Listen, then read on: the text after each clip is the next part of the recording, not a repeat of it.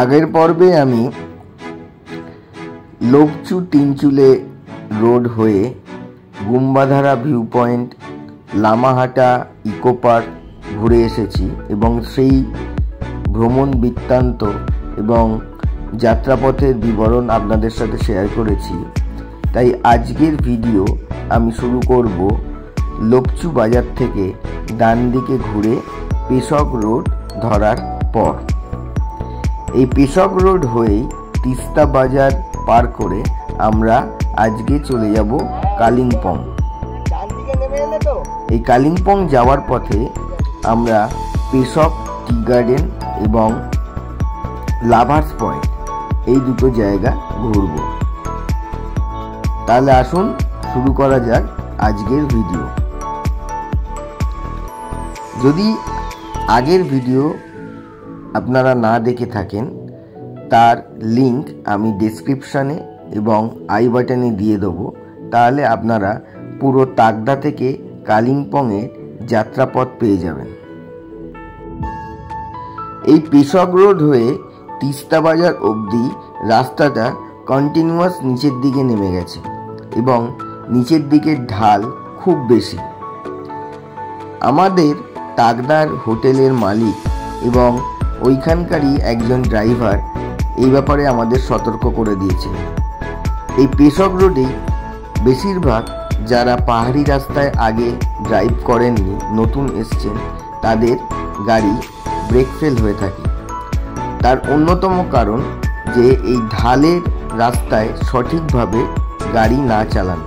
দেখুন এখানে রাস্তাটার টার্নিং কেমন এবং তার সঙ্গে ঢাল কেমন। এই রাস্তায় ড্রাইভ করতে গেলে তেলের কথা বা মাইলেজের কথা চিন্তা করলে চলবে না, আগে সেফটি। সেই জন্য এই রাস্তায় কিন্তু যখন ঢাল খুব বেশি, 1-2 এর বেশি গিয়ারে গাড়ি চালানো একেবারেই ঠিক না। সেক্ষেত্রে কি করতে হবে না, সেক্ষেত্রে আমাদের বেশি ব্রেক ইউজ করতে হবে। কিন্তু এই রাস্তায় গাড়ি চালাতে গেলে ইঞ্জিন ব্রেকিংয়ের ওপরই জোর দিতে হবে, আর সেটা তখনই সম্ভব যখন আমরা একটু লো গিয়ারে গাড়ি চালাবো। কারণ এখানে হাই গিয়ারে গাড়ি চালালে গাড়ি কন্ট্রোল করা যাবে না, গাড়ির স্পিড বেশি হয়ে যাবে এবং আমাদের বেশি ব্রেক ইউজ করতে হবে।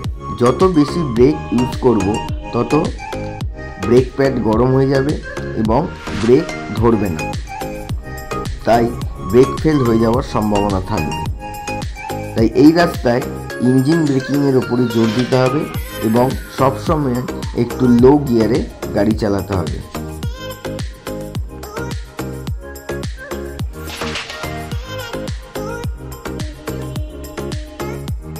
যারা আমার চ্যানেলে পুরনো, অর্থাৎ আমার পুরনো দর্শক, তাদের আলাদা করে কিছু বলার নেই। যারা নতুন তারা যদি এই রকম রোড ট্রিপের ভিডিও পেতে চান, আরও নতুন নতুন জায়গার সন্ধান পেতে চান, তাহলে অবশ্যই আমার চ্যানেলটা সাবস্ক্রাইব করে নেবেন। আর ভিডিওটা যদি ভালো এবং ইনফরমেটিভ বলে মনে হয় তাহলে অবশ্যই লাইক ও শেয়ার করে দেবেন। আমরা আর কিছুক্ষণের মধ্যেই পেশক টি গার্ডেনে পৌঁছে যাব। আমার গাড়ি চালানো দেখে নিশ্চয়ই আপনারা বুঝতে পারছেন যে কতটা সাবধানে গাড়ি চালাচ্ছি এবং এই রাস্তার ঢাল কেমন। পেশক টি গার্ডেনে দাঁড়াবার আরেকটা গুরুত্বপূর্ণ কারণ হলো গাড়িটা যেহেতু অনেকক্ষণ নিচে নামছে এবং ইঞ্জিন ব্রেকিং ইউজ করতে হচ্ছে, তাই ইঞ্জিনের ওপর প্রচুর চাপ পড়ছে, তাই গাড়িটাকে একটু রেস্ট দেওয়া দরকার। আরেকটা কথা জানিয়ে রাখি, এই পেশক রোডে সিনিক বিউটি কিন্তু অসাধারণ, সেইটা কিন্তু একেবারেই মিস করবেন না। আমরা পেশক টি গার্ডেন পৌঁছে গেছি, দেখুন কত গাড়ি দাঁড়িয়ে আছে। আমরা এখন পেশক টি গার্ডেনে আছি। ওপর থেকে তাকদা থেকে নেমে এলাম প্রায় 12 কিলোমিটার।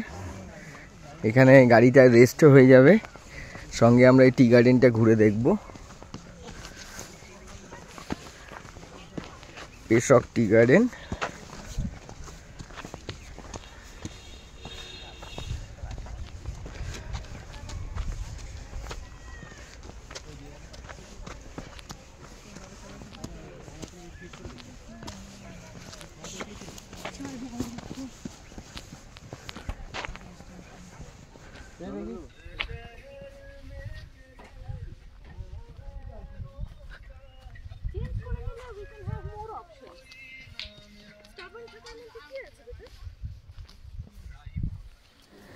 আমার ছেলে ভীষণ এক্সাইটেড, ও কন্টিনিউয়াসলি দৌড়োদৌড়ি করে যাচ্ছে।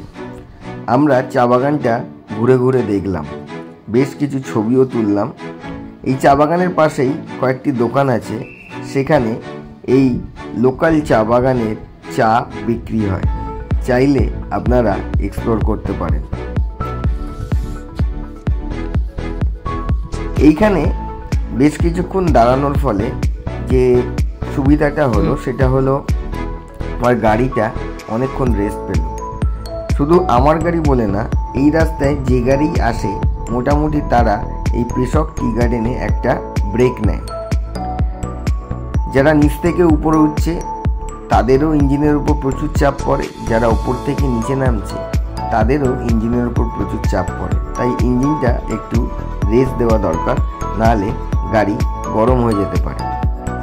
যাই হোক, এখানে প্রায় 8 ঘন্টার একটা আমরা ব্রেক নিয়েছিলাম। নেওয়ার পর আমরা চলে যাব লাভার্স পয়েন্ট। লাভার্স পয়েন্ট দেখে আমরা আজকে পৌঁছে যাব কালিম্পং।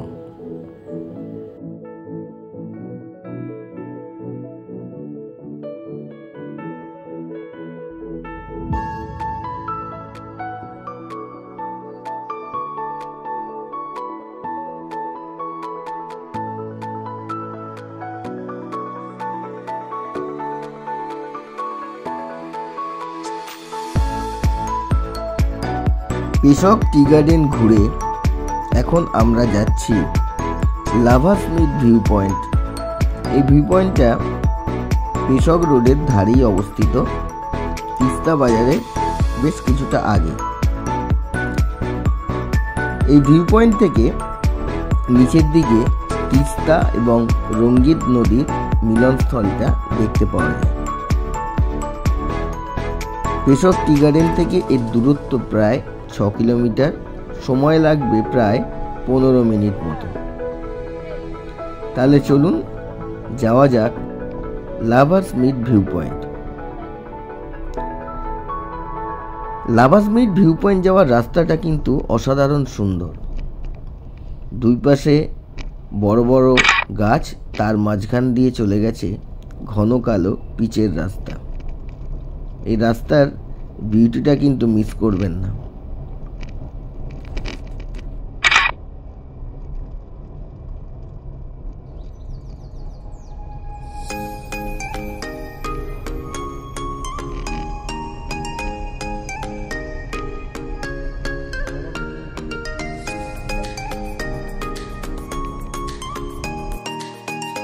এই পর্বটা আমি লাভার্স মিড ভিউ পয়েন্টেই শেষ করব। পরবর্তী পর্বে আমাদের কালিম্পংয়ে ঘোরার বৃত্তান্ত আপনাদের সাথে শেয়ার করব। আমরা কোন পথে কালিম্পং পৌঁছেছি, কালিম্পংয়ে কি কি জায়গা আমরা ঘুরে দেখেছি, তার সমস্ত কিছুর বিবরণী আমি পরবর্তী পর্বগুলোতে দেব। তাই আমার চ্যানেলে যারা নতুন তাদের উদ্দেশ্যে আবার বলছি, সেই সব ভিডিও দেখতে এবং রোড ট্রিপের নতুন নতুন আরও ভিডিও দেখতে আমার চ্যানেলটা সাবস্ক্রাইব করে নেবেন, সঙ্গে বেল বাটনটা টিপে দেবেন, যাতে আমি কোনো ভিডিও পোস্ট করলেই আপনারা তার নোটিফিকেশান পান। আর এই ভিডিওটা যদি আপনাদের কাছে ইনফরমেটিভ মনে হয়, ভালো লাগে, তাহলে অবশ্যই ভিডিওটা লাইক ও শেয়ার করে দেবেন।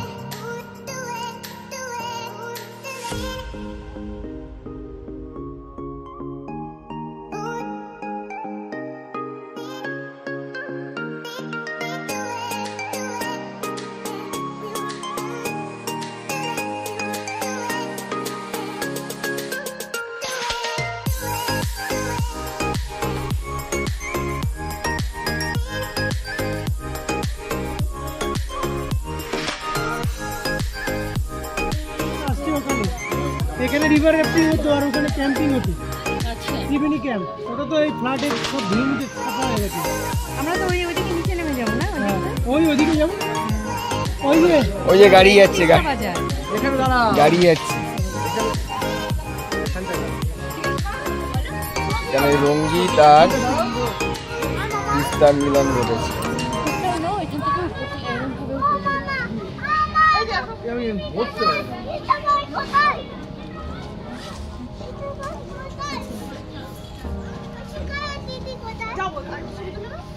আস্তে আস্তে এবার আস্তে আস্তে